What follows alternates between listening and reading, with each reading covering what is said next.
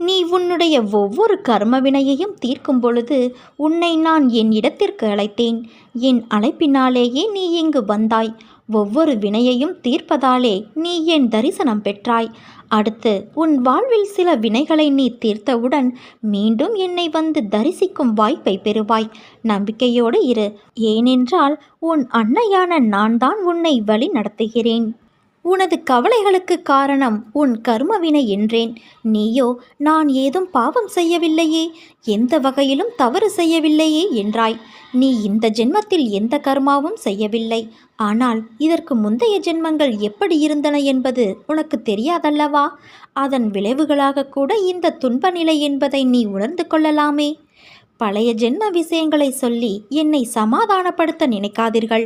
இதற்கு என்ன காரணம் என நீ கேட்கலாம். இறைவனின் திருவிளையாடல் உன் வாழ்வில் நடப்பதால் நீ துன்பத்தை ஏற்க